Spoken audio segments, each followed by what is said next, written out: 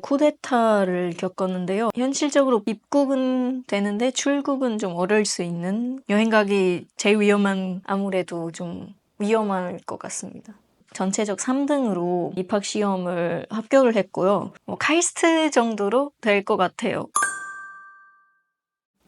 안녕하세요. 저는 미얀마에서 온 24살 이퓨티 카잉이라고 합니다. 정부 초청 장학생으로 호서대학교 미디어 커뮤니케이션 학과에 재학하고 있습니다.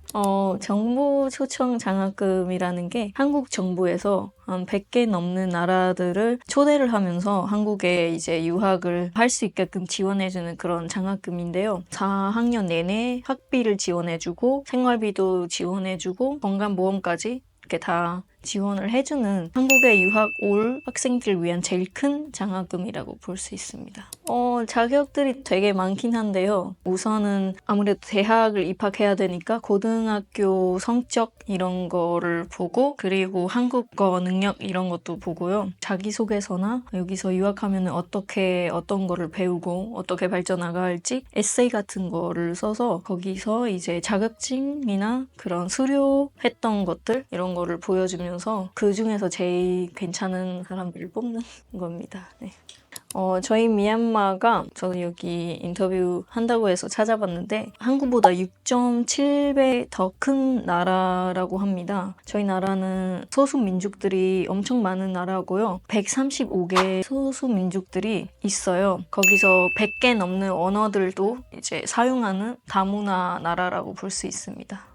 미얀마가 4년 전에 쿠데타를 겪었는데요. 아직도 쿠데타 중이고 나라에서 내전이 벌어져 있다고 쉽게 볼 수 있고요. 시민들과 군대의 싸움이라고 볼 수 있는데 아직도 완전 치열하게 싸우고 있습니다. 지금은 한국에서 여행 가기엔 조금 어려운 상황이에요. 네, 현실적으로 입국은 되는데 출국은 좀 어려울 수 있는 상황인 것 같아요. 그리고 세계에서 여행 가기 제일 위험한 나라 5개 중에도 현재 속하고 있으니까 아무래도 좀 위험할 것 같습니다. 어느 정도 괜찮아지면은 네. 좀 추천해주고 싶은 그런 미얀마 여행지가 있나요? 아무래도 저희 고향을 좀 소개하고 추천해주고 싶은데요. 저희 고향이 미얀마 완전 남쪽 아래쪽에 있는 메르기라는 제도이고 섬들이 가득 차 있는 그런 제도예요. 한국 예능 정글의 법칙이라는 예능이 와서 촬영도 해본 적이 있었어요. 거기서는 이제 섬들이 아주 가까이 있어서 하루 만에 한 많으면 5개의 섬들을 놀러 다닐 수 있고요. 물도 완전 깨끗하고 여러 가지 활동을 할 수 있어요. 뭐 스쿠버 다이빙이라든지 그리고 바다 생물들을 이제 관찰한다든지 즐길 수 있는 여행지이고요. 그 외에서도 많은 여행지들이 있는데 제일 유명한 거는 유네스코의 세계 문화유산들 중에 속하는 바간이라는 도시가 있어요. 되게 오래된 도시고 거기서 한 몇천 년 전부터 있었던 탑들이 그리고 파고다들을 볼 수 있는 여행지도 있고요. 미얀마의 전 수도권인 양곤에서도 놀거리가 많고 먹을거리, 즐길거리가 많아서 추천해주고 싶습니다. 저는 지방에서 살았거든요. 그래서 아까 말한 것처럼 바닷가고 친척들이 다 같이 사는 그런 문화라고 할까 그런 게 있어요. 그래서 어렸을 때부터 저는 외동딸이지만 다른 사촌들이랑 많이 놀러 다녔고 거기서 고등학교까지 다녀서 졸업을 하고 수도권에 있는 어떤 대학에서 2년 정도 재학을 하다가 한국에 오게 됐습니다. 제가 고등학교 생활을 하면서 대학 입학 시험을 봤어요. 한국으로 치면 수능인데 성적이 조금 괜찮게 나왔어요. 예를 들어 뭐 경기도 같은 거, 저희도 충청남도라고 치면은 저희 도에서 전체적 3등으로 입학 시험을 합격을 했고요. 공립학교로 치면은 1등으로 합격을 하다가 이제 미얀마의 우수 대학인 정보기술대학교라고 그 대학에 입학하게 돼서 2학년까지 재학을 하다가 여기로 오게 됐어요. 네. 그 미얀마에서 정보기술대학교는 한국에서 어느 정도 위상인가요? 뭐 거창하게 얘기하자면은 카이스트 정도로 될 것 같아요. 쉽게 말하자면 컴공대학인데 저희 미얀마 대학들은 다 모여 있는 게 아니라 인문사회 대학 몇 개, 그리고 공대 몇 개, 그리고 컴공대 몇 개 이렇게 있는데 그 중에서도 최고로 좋은 컴공 대학이라고 보시면 될 것 같아요. 공부를 잘하셨던 비결이 어떻게 돼요?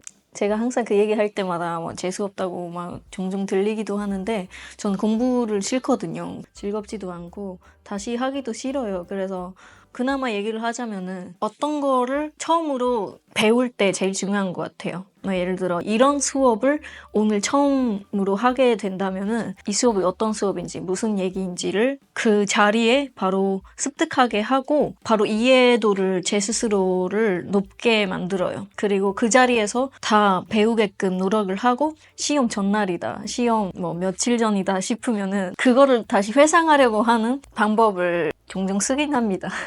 저도 수업 때 이해를 하려고 하고 네. 똑같이 했는데 왜 결과가 달라? 되게 어렸을 때였는데요. 11살이라고 보시면 돼요. 저희가 지방이잖아요. 그래서 전자용품들이 많이 없어요. 뭐 휴대폰이나 라디오 이런 거 잘 없고 TV 같은 것도 한 어떤 집에서만 있어서 거기 가서 모여서 다 같이 보는 그런 지방이었어요. 세상에서 어떤 트렌드들이 있는지도 잘 모르고 있다가 저희 사촌 언니가 어떤 수도권에 고등학교를 다니고 계셨어요. 그러다가 이제 여름방학 때마다 지방으로 다시 내려오는데 어느 날 어떤 CD를 가지고 오는 거예요. 알고 보니까 그게 21 앨범이더라고요. 그 당시에 제일 유명했던 내가 제일 잘 나가 그리고 뭐 어글리, 론리 이런 노래들이 많이 있었는데 처음으로 그런 케이팝이라는 노래들을 들어봤어요. 되게 신기했어요. 제가 모르는 언어이지만 귀에 되게 꽂히고 안무 이런 것도 되게 흥미롭고 무엇보다도 21이 스타일링이 상징이잖아요. 그래서 되게 멋있어 보이는 거예요. 그 이후로는 여러 가지의 케이팝 그룹들에 관심을 가지게 됐고 그때는 그 슈퍼주니어나 포미닛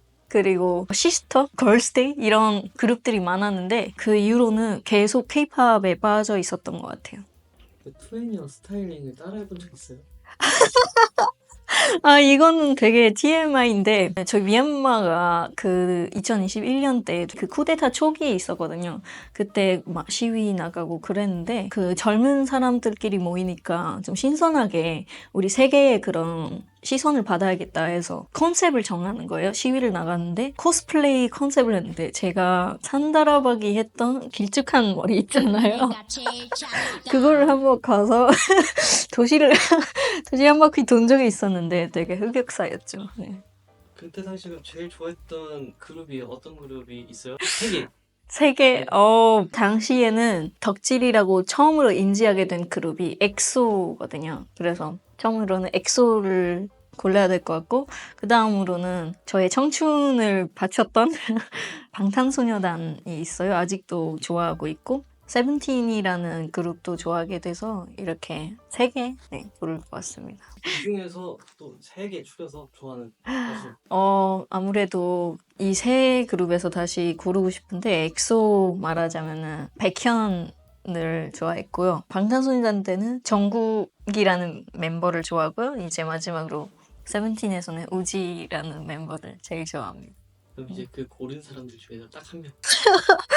약간 좀 진짜 곤란한 건 백현은 약간 좀 첫사랑 느낌이거든요. 근데 정국은 찐사랑 느낌? 완전 진짜 오랫동안 사랑을 했고 우지는 최근 사랑이긴 한데 어떡하지? 한 명만 선택하고 다 버려야 됩니다. 못 버려요.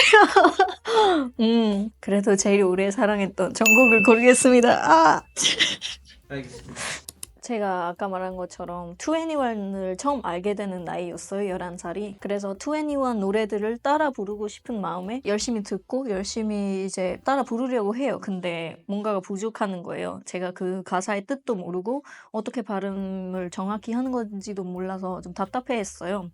그러고 있다가 이제는 엑소라는 그룹을 알게 되는데 거기서는 팬심까지 생겨서 팬심을 더하고 제대로 한국어를 배워보고 싶다. 그 생각을 했어요. 근데 저희가 지방이었다 보니까 어학원 이런 것도 많이 없고 저는 그때 어린 마음도 있고 무언가를 포기하고 싶은 마음이 많이 없었어요. 그래서 나 혼자 하면 되겠네 하고 처음으로 한국어라고 인지하고 배우게 되는 단어가 엑소 멤버들의 이름들이에요. 그 당시에 엑소 멤버들의 이름 보면은 뭐 디오, 타오 이렇게 글씨도 많이 어렵지 않고 발음도 비슷한 이름들이 있었잖아요. 그거를 보고 아 이게 이렇게 생긴 게 오구나. 이렇게 생긴 거는 D네. 혼자서 모음, 자음 이런 인식도 없이 열심히 배우게 됐어요. 뭘 배웠는지도 정리도 안 되어 있고 뭐 문법 이런 것도 잘 모르고 근데 그거 하나로 이제 이름들을 발음할 수 있게 됐고 가사까지 이제 따라 부를 수 있게 돼서 모든 거를 읽어보려고 하고 말해보려고 하니까 제가 이제 휴대폰 가지고 있을 때쯤은 더 다양하게 알 수 있는 방법들이 생기더라고요. 어플이나 그런 게 있어서 독학을 하게 됐어요. 영어도 저희도 한국이랑 비슷하게 5살 때쯤부터 배우게 돼요. 영어를. 한국어가 제 인생에 나타나기 전에는 영어를 제일 좋아했어요. 아무래도 외국어를 좋아하는 그런 쪽인 것 같아요. 저는 해리포터 이런 시리즈들 보면서 대사도 따라 쓰고 막 단어 외우고 그랬는데 고등학교 졸업도 영어 점수가 좀 높게 나와서 그 이후로 다녀던 학원에 보조 강사로 뽑혔어요. 그래서 2022년부터 2024년까지 4년간 온라인 보조 강사 및 강사로 계속 활동을 했어요. 최근에 토익을 봤는데 토익 점수가 925점 나왔습니다. 저만은 세상에서 살았어요. 이해할 수 없는 것들만 보고 살 거니? 약간 이런 말까지 들으면서 나는 케이팝 아이돌이 꿈이다 라는 거를 가지게 됐어요. 제일 심각했던 거는 썸도 되게 짧게 타고 데이트 같은 것도 바로바로